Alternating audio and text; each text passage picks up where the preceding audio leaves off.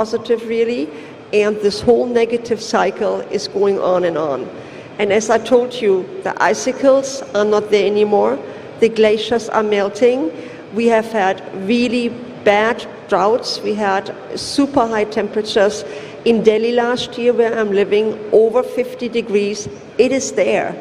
So our farmers do get affected. Their families do get affected. The communities get affected. So insurances are something that we really have to promote. And wherever you are, whether you're sitting in government or whether you are sitting in a private enterprise, like representing an insurance company, I really urge you to think about it. Think about the lives you can save and what you can do in order for India to really move forward and to reach in 2047 Viksit Bharat. And I think it is possible, but only if we join hands and work together to really challenge that issue together and make the farmers a productive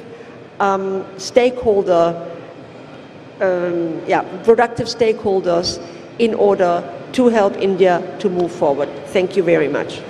Thank you so much, Julie, Dr. Julie, that I have a lot of respect for her. And I have personally experienced ZAZ when traveled to Germany, to Cologne. The way the training program has been scheduled to understand in different ways. So when Dr. Julie highlighting about farmers, so we have been there to remote places, not especially in Cologne, for across Germany, to understand whatever she mentioned today. And immediately I passed on this message to our group companies, and every year we're taking advantage to the training programs to understand in better way what we can learn, especially small and medium scale enterprises from Germany. Thank you so much. And Europe also. Thank you. And now I go to Mr. Sachin. As I said, he's the managing director of UV Capital Private Limited. He is a veteran investment banker with decades of experience in sustainable investment strategy. So, Sachin, it's your turn now. I want your experiences, what other co-panelists shared, and taking the cues from especially India, from the global level also. Thank you, Sachin. Thank you. I am audible? Yep. So thank you for this opportunity, and as you briefly mentioned, I am working as a managing partner with Unified Vision Capital. We are one of the leading investment banks in mid-sized market in India, and also have a private credit fund of our own, where ESG again is a strong theme. I have 2 decades of work experience working with global investment banks and also the private equity funds, and I have seen that ESG, which was the climate risk management, which was just a lip service 10 years back, now it is an essential part of any valuation framework, not only at the time of the investments, but during the life cycle of the asset class as well. So there are stringent quarterly norms which have to be fulfilled, and there is a regular monitoring that wherever the investment is going, there is a thorough investigation of the ESG factors on regular basis, and that the assets adhere to the compliance which they had promised at the time of the investment. So I would say going forward, this theme of climate risk management and ESG is going to become an essential part of any investment framework. Not only when it comes to the equity investments, but also in the debt underwriting. So now more and more commercial banks and the NBFCs, as well as the credit funds, one of our own, here the ESG and the climate compliance is becoming a critical factor even at the time of the underwriting the case. At the same time, you will see that even the insurance premium are going to vary with depending on if the asset or the company is compliant towards these climate changes and the risk management. So all in all, if you are compliant, you will see a superior access to the funds and lower cost of capital. Thank you. Thank you so much, Sachin. And now I go to Mr. Sunil Nambiya. He's the head of operations for group strategies, sustainability and communication, YCS Group, as I mentioned earlier. He got a lot of expert in supply chain resilience, and as you stated in Singapore. So I request you that how Singapore looks at these things, and you got a lot of experiences in logistics, right? Yeah, your thoughts please on this. Thank you so much. Thanks, Venkata, and thanks to CII and the government of Andhra Pradesh for organizing this event. I represent YCH Group, which is a logistics company which started in Singapore in the 1950s. It's since grown to 15 markets around the region, including in India. Sustainability has been a key priority for us, and for two key reasons. I think first, I would touch on what Julie said earlier, that we are feeling the impacts of climate change everywhere, right? And for supply chains, this is more acute, this is more existential, because when supply chains are disrupted, when energy sources are disrupted, it means we cannot operate as a logistics business. So this is something that is a key priority for us. We need to look at it closely for the next few years. And we've set two targets in this respect. I think one of it is to get to net zero for scope 1 and 2 emissions in all our markets, including in Singapore and in India by 2040. For scope 3 emissions, we're looking at 2050 as well. So the principle we've taken for this, and very much with the support of both the Singapore government as well as the government here in India, is to start very early. So here in India, we actually built the first LEED certified warehouse across India in the early 2000s. In some of the other markets we're in, we also were the first company to bring in a LEED certified warehouse as well. So the buildings that we operate in become the key part and the most foundational aspect in terms of how we move towards sustainability. It means that our air conditioning costs lowered, our heating requirements in certain markets are lowered as well, and workers at the same time within these facilities are able to operate comfortably as well. It's a nice environment to work in. It is not hardship as well. So we make sure that our buildings are as sustainable and as ethical as possible for everyone within it. At the same time, we are also integrating renewable energy across all our operations. In my office in Singapore, in the building, we have 9,000 solar panels on our rooftops.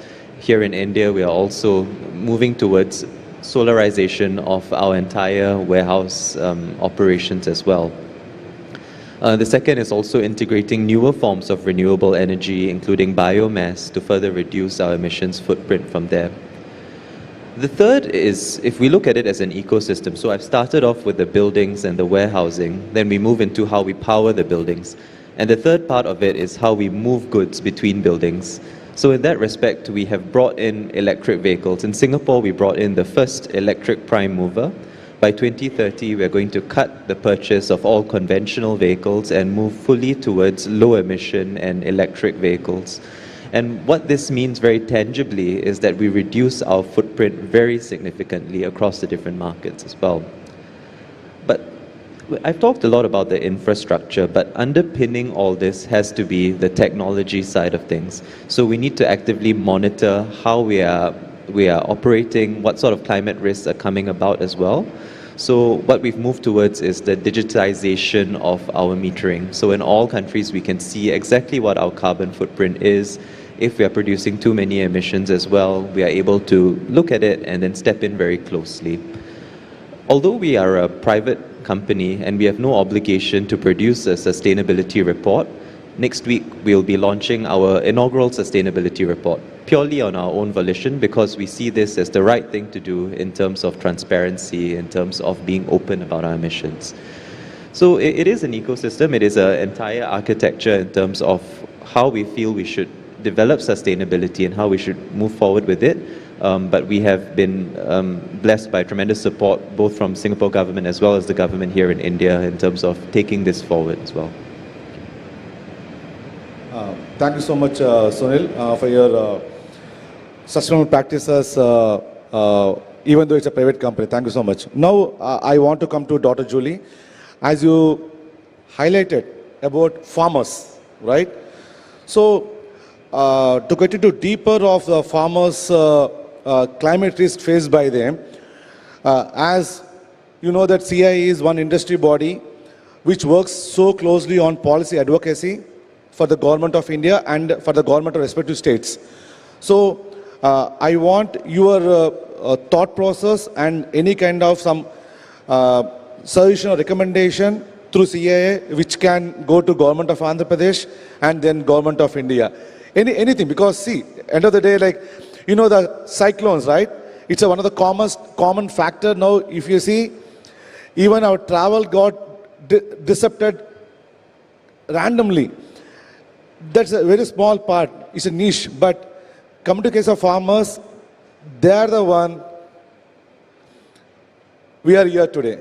So I want to add on some more thoughts so that definitely we can make some record and we can make a policy advocacy through the respective governments. Thank you. Okay, I'm going to give it a good try. And it's not only insurance, because insurance is there when it already has happened. Yeah? Let me try and spell out some possibilities, some things that need to be done before it even happens. So there are mitigation and adaptation strategies that really need to be in place. And we all know about that. So what does it mean?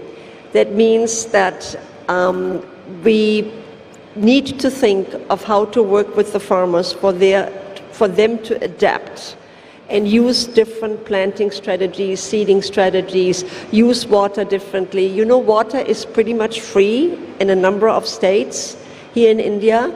So what the farmers oftentimes do, they just leave the tap on, that they don't have to go to the fields.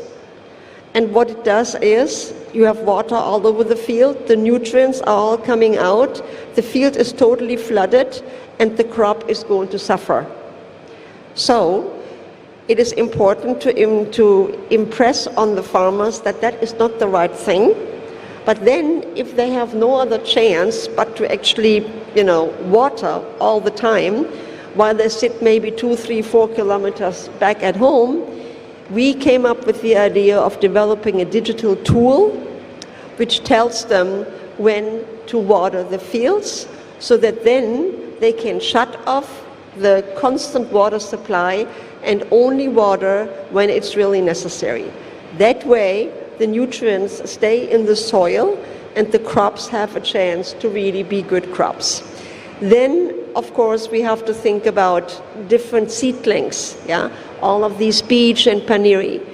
The paniri need to really be different, because the ones that we have, for instance, if you're in Andhra and you import them from Punjab, these poor paniri really suffer on the trucks all the way to Andhra, plus they are not the right ones for this kind of an environment. So you need to really have paniri, these little seedlings, that you grow in some kind of a greenhouse that can be done here in Andhra, much less expensive, they're available, and they are going to be drought or whatever, climate resistant, and that is another way of them saving money and having the right seedlings for their soil. Thirdly, you have to think of what to grow, because what was possible years and years ago might not be possible now, so you have to think about different crops, you have to have different crops during different seasons, so it's a whole cycle that is really necessary to consider if you think about how to mitigate the risks of them losing their crops. So the insurance comes at the end, but there is so much that needs to be done before it gets there. So what is necessary is that you work with the self-help groups, you work with all of the communities that are there, that feed into the FPOs. That whole ecosystem needs to be dealt with in order for the crops to really have a chance to be good crops, and for the tomatoes to really have a chance not to be sold only in the village, but also to go to the next village, and for the farmers to make more money. Then I'm coming to solar water pumps and all of these things. So if there are solar water pumps and the fields get watered by those solar water pumps, the people do save money.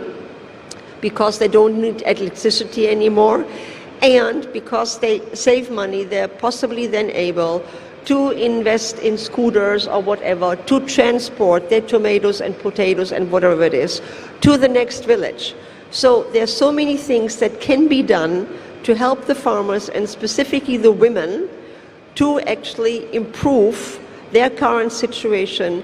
But in order for that to happen, we really need to work with organizations on the ground, and all of that takes a lot of time and a lot of people and hand-holding to actually change the mentality and capacitate these farmers who are eager to learn, because they see that they're heading for disaster and they don't have their, they don't have the knowledge to actually change anything. But I can tell you from my experience, they're so eager, and specifically the women, they are so eager to learn. And what they're all coming up with, it is absolutely amazing in all of India. From fish farming to mangoes, to drying whatever there is under the sun. It is unbelievable. And these women really emerge as leaders of the community, help other women, and are doing fantastic jobs. So wherever you are, just think about it, reach out to the closest communities, or make sure that they get the help that they need in order to change, because they are willing, they want to have a better life, they want their children to go to school, and they are necessary, as I said earlier, for the Indian, for India to move forward and to reach the goals that they have set themselves to reach. They're there and they're eager. And I think it is for all of us to think what we can do from wherever we are to help them. Thank you so much, Dr. Jolie, on your inputs. We definitely make observations on these things so that it can go to the government. Thank you. And coming to Sachin, that because the time restriction, I want to make it I want you to request to make it simple and crystal clear. How the climate risk influence the investments portfolios, especially in this scenario? Sachin, it's to you. Yeah. Maybe I think we are not able to hear. Yeah. Well, over the next decade, the climate risk will fundamentally reshape the way India Inc. and the investors make equity investments in India. I clearly see 4 channels wherein there is a direct impact of the climate risk. One is the physical risk, second is transition risk, third is regulatory risk, and fourth, which is very critical for any investment decision, is the cost of capital. I'll take these issues one by one. One is physical risk, wherein there is direct impact on the asset quality and the cash flows. India is amongst the most vulnerable countries in the world in terms of the impact by the climate change. So what it means as an investor and while making an investment or incurring capex is you have to put incremental capex for the changing climate conditions because we are seeing more frequency and severity of the natural disasters like floods, heat waves, and cyclones in India. So you have to have an asset class which is climate change proof for at least few decades to come. So that's number one. Second is volatility in the operational costs. So whenever there are calamities which are much more beyond the natural comprehension, there will be volatility in your operating costs. And see what it means to the business preparation going forward is that you have to factor in those extreme conditions and account for that. So there will be a direct impact on the industries like food processing, infrastructure, logistics, real estate, and even BFSI in terms of the insurance coverage they have to do to take in account for such changes which are happening. Well, the companies and the sectors which will be better prepared for the future events will be much better placed and will definitely get higher valuation than their peers. Second is a transition risk. So as we speak, the policy and the technological advances are towards decarbonization of the world. For example, there is a global supply chain pressure from the European Union's CBAM regime, wherein the heavy industries and which are the major cause for pollution, like the steel, the metals, the chemicals, they have to undergo transition and become greener in their operations. What it means to them is loss in the margin and regulatory pressure going forward. The brown assets, for example, the thermal power plants, we are already seeing they are being penalized, for being in the wrong place. And there is a valuation discount which the market is putting to them. At the same time, you would have seen that no institutional investor is touching or putting more investments into the the asset class which is polluting. So this means going forward that there will be a pressure, on this particular sector, and any investor who is looking to invest going forward into the future, he will think whether this asset or asset class it adheres to the global norm of keeping the climate change temperature within 1.5 degrees Celsius, which is the global target. Third risk, which I feel is the regulatory risk. For example, SEBI has already put in norms, ESG norms for the top 1,000 listed companies in India. Earlier, this norm was voluntary. Now it has been made mandatory. And going forward, there will be more pressure and compliance requirements from the government body side, including SEBI. For the bigger companies, it's even more stringent because they are integrated globally, and so while they have to adhere to the domestic norms, they also adhere to the global norms of the West. Sachin, with the time restriction we have, because we have something to do, so I want to finish it off here. Okay, so I'll just summarize So in terms of regulatory risk, so the companies, which are adhering to those plans and, preparing in advance, they will definitely trade at a higher multiple.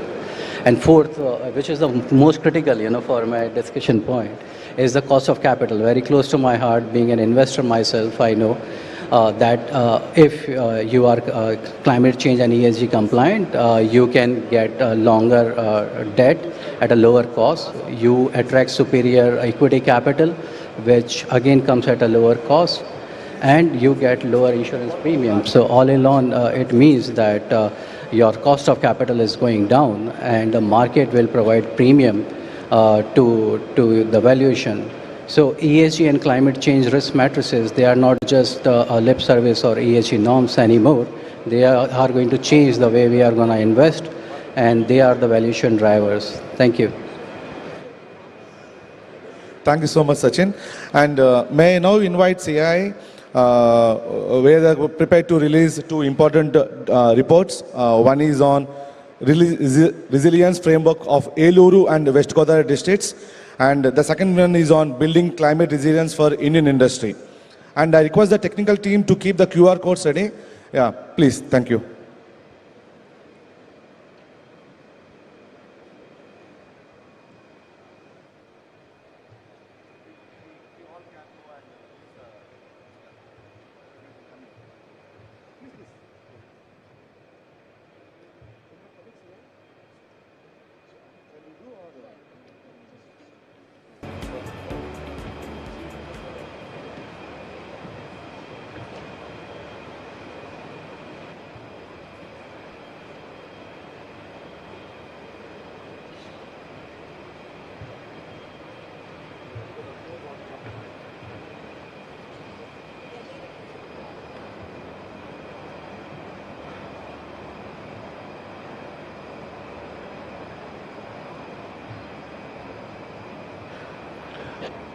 Thank you so much, all the panelists, for your insightful contributions for today's discussion, where the key examples what you have shared with us definitely will give a lot of deliberations and to the government through our policy advocacy through CA also.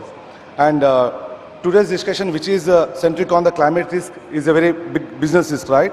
But also that resilience can become a strategic opportunity for Indian enterprises. So the climate intelligence and early adaptation are essential for competitiveness. And this business can integrate climate risk into strategic planning, supply chains, and value creation models. And I represent Avera, where under manufacturing electric scooters, our own journey from pandemic resilience to global climate dialogues has shown us when businesses, policies, and come together, sustainability becomes a multiplier of growth. I hope today's discussion inspires, and much more collective action. Let us move forward with a collective commitment to build a climate resilient, competitive, and sustainable Indian economy. And I request CII to take this forward. CII, please.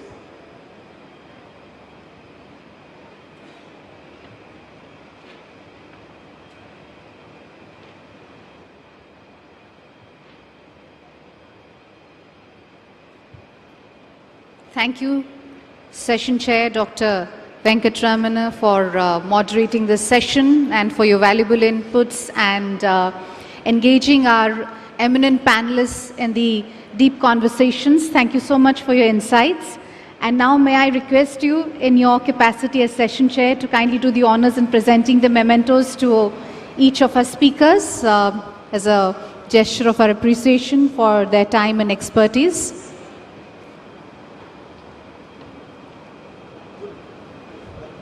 Ladies and gentlemen, may I request you to join me in giving a big hand to our panelists.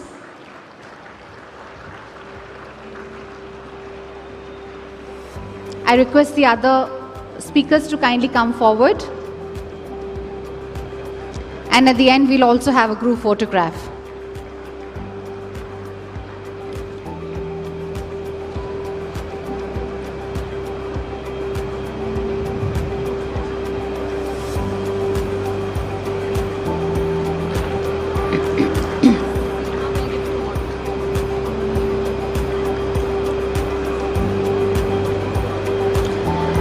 And on behalf of CII, may I invite Ms. Seema Arora to please join us on stage and present the memento to our session moderator.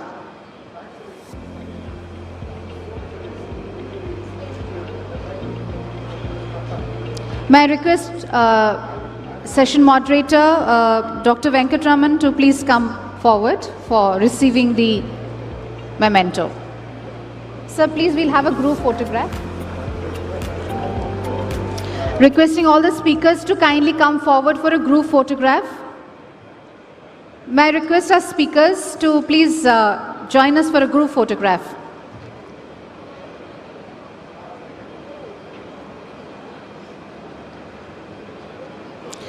And with this, we conclude the first session of second day of the summit.